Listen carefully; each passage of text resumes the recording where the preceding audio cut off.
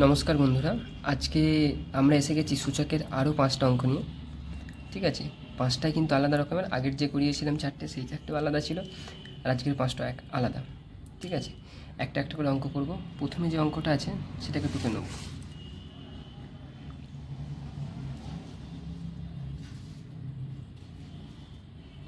সাতশো উনতিরিশ এর পাওয়ারে আছে 3, তার মাথায় আছে 5-9, থার্ড ব্র্যাকেট আছে 1-50, একটা মাইনাস চিহ্ন আছে। ঠিক আছে, একটা 50, একটা আছে কি আছে না মাইনাস চিহ্ন আছে। ঠিক আছে,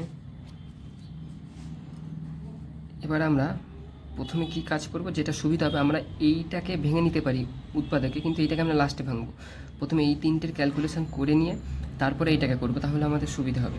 ঠিক আছে, তাহলে এই 3টে মানে সবসময় পাওয়ার থাকলে যে জিনিসগুলো পাওয়ারের বা ব্র্যাকেটের বাইরে থাকে সেগুলো সবসময় যোগ হয়ে যায়। তাই তো, একটা আমি করে নিই তাহলে। 729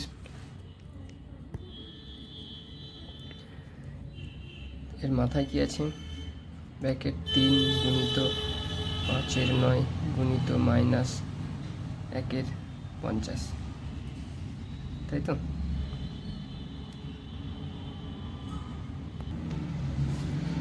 তাহলে এটা কাটলে 10, 3, তারপরে কি আছে 729, এখানে তাহলে রইলো এটা গুণ হয়ে যাবে, এটা গুণ হয়ে যাবে মানে মাইনাস নিচে 3, 3-10 30, 1-30, বোঝা গেল। ঠিক আছে, এবার 729কে আমরা যদি ভেঙে নিই, 9 মানে 3 দিয়ে যদি করি 43, 3 দিয়ে করলে 81, 3 দিয়ে করলে 27, 3 দিয়ে করলে 9, 3 দিয়ে করলে 3, তাহলে 1 2 3 4 5 6, 6টা। তার মানে আমরা 3-এর 6 লিখতে পারি, 3-এর 6 পাওয়ারে লিখতেই পারি, গুণিত মাইনাস 1-30 এটা।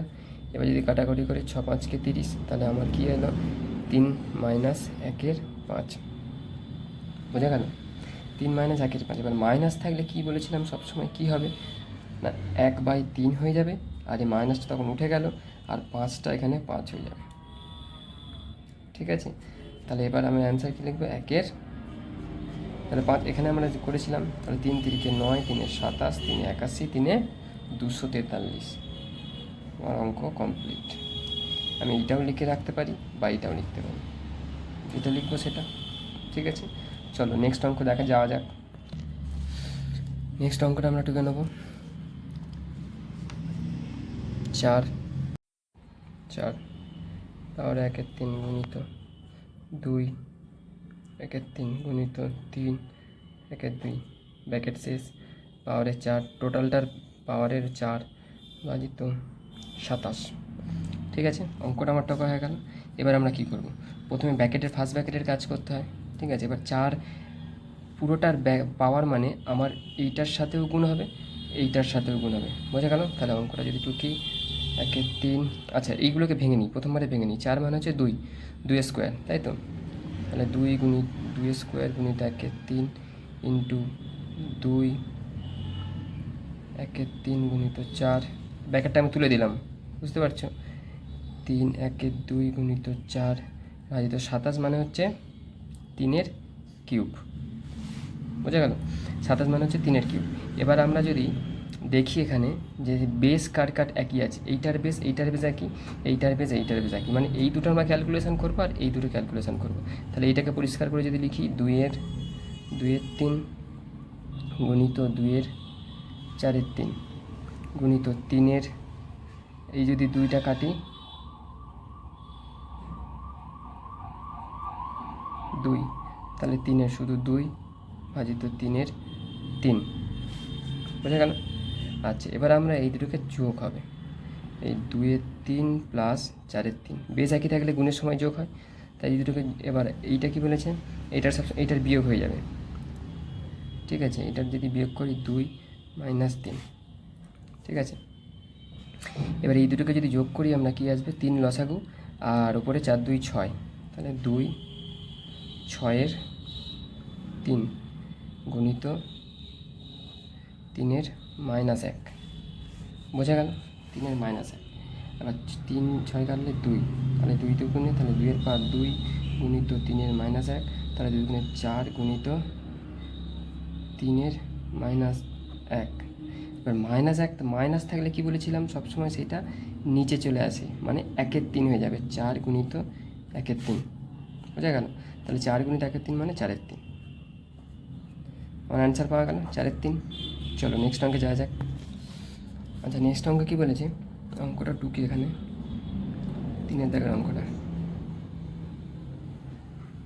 রুটের মধ্যে 4n সমান 1024। এর ফলে আমাদের কী চেয়েছে? n এর মানটা চেয়েছে। n এর মান কত, তাই তো? প্রথমে আমরা এই রুট সমানের এদিকে গেলে জানি সবসময় পাল্টে যায়, তাহলে এদিকে যদি রুট থাকে, এইটা এদিকে গেলে কি হবে? এইটা এদিকে গেলে সবসময় কী হয়? স্কোয়ার হয়ে যায়। কিন্তু যদি এই রুটটাকে এদিকে নিয়ে যায় স্কোয়ার হয়, তাহলে এটার হিউজ পরিমাণ একটা সমস্যা হয়ে যাবে, তাই তো? তাহলে আমরা এইখানটাকে ভাঙবো, আর এইখানটাকে প্রথমে ভেঙে নেবো, তারপরে কি হয় দেখা যাবে, বুঝতে পারলাম? তারপরে কী হয় সেটা আমরা দেখব। তাহলে এটাকে ভাঙলে কী হবে? রুটের মধ্যে 2, 4 মানে হচ্ছে 2 স্কোয়ার, সেই 2 স্কোয়ার এর সাথে গুণলে 2n। আমি আর অতটা করছি না, যেহেতু আগেরগুলো ভেঙে করানো হয়েছে। এবার 1024, এই 1024কে আমরা ভাঙব। চলো, 2 দিয়ে 512, 2 দিয়ে হচ্ছে 256, 2 দিয়ে 128, 2 দিয়ে 64, 2 দিয়ে 32, 2 দিয়ে 16, 2 দিয়ে 8, 2 দিয়ে 4, 2 দিয়ে 2। কটা 2 হলো? 1 2 3 4 5 6 7 8 9 10। তার মানে 2 এর মাথায় 10। এইবার যদি আমরা রুটটাকে এদিকে নিয়ে চলে আসি, তাহলে আমরা পরিষ্কার বুঝতে পারবো। তাহলে দেখো, এই যে রুটটাকে এদিকে নিয়ে চলে আসে, তাহলে কী করবো না হচ্ছে 2n সমান 2 এর 10 2, বোঝা গেল? ব্যাস, এবার তাহলে 2n সমান 2 এর মাথায় 20, তাহলে বেস দুটো একই আছে, তাহলে 2n সমান 20, তাই তো? 2n সমান 20, তাহলে n সমান 20/2 সমান অ্যান্সার আমাদের 10। n এর মান কি? আমার অঙ্কেতে কী ছিল? n এর মান চেয়েছিল, n সমান আমাদের 10, বোঝা গেল? এবার 4 নম্বর অঙ্ক। 4 নম্বর অঙ্ক কী বলেছে? এখানে দেখো অঙ্কটা টুকে নিই। 5 না, ওটা 6 নম্বর, আচ্ছা 5 নম্বর আছে না। তাহলে 27x সমান 81y হলে x/y এর মান কত? x/y চেয়েছে, এটা সোজা অঙ্ক। তাহলে 27-এর আমরা ভেঙে নেবো। 27কে মানে কি 3x সমান 81 মানে কি 3 4y, তাহলে 81 মানে 3 4y।